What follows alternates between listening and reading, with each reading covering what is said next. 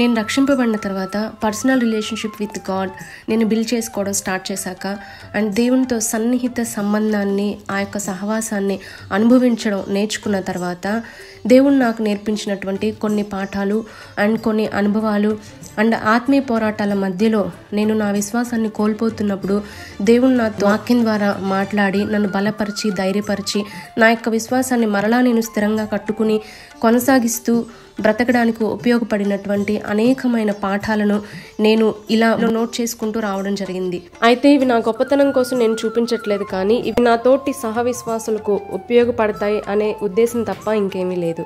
అయితే నేను ఇక్కడ ఒక మాట చెప్పాలి.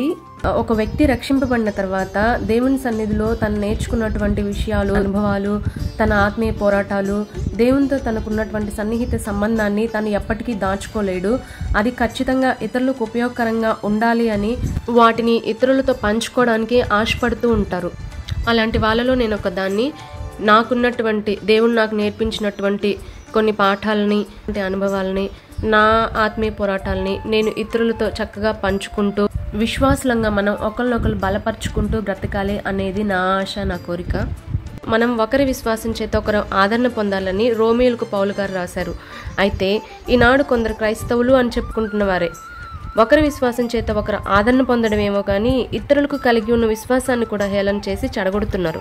క్రైస్తవులంగా మనం సమస్యల్లో ఉన్నటువంటి తోటి విశ్వాసి ఏదైనా మనకి చెప్పినప్పుడు వాళ్ళని ఆదరించి ధైర్యం చెప్పి వారి విశ్వాసాన్ని బలపరిచే వారంగా ఉండాలి.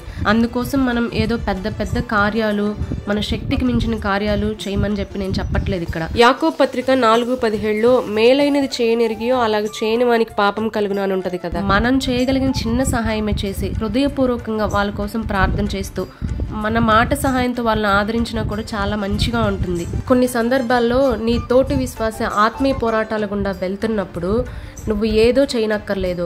తన ఆత్మీయ పోరాటాన్ని గురించి నీతో పంచుకుంటున్నప్పుడు నువ్వు కనీసం నీ సమయాన్ని ఇచ్చి వాళ్ళకి ఒక చిన్న ఎమోషనల్ సపోర్ట్ అందించడం కూడా నువ్వు చేస్తున్నటువంటి ఒక పెద్ద సహాయమే అవుతుంది. మన తోటి విశ్వాసులకు కూడా ఉపయోగపడే విశ్వాసంగా మనం ఉంటున్నామా లేదా అని మనల్ని మనం పరీక్షించుకోవాలి.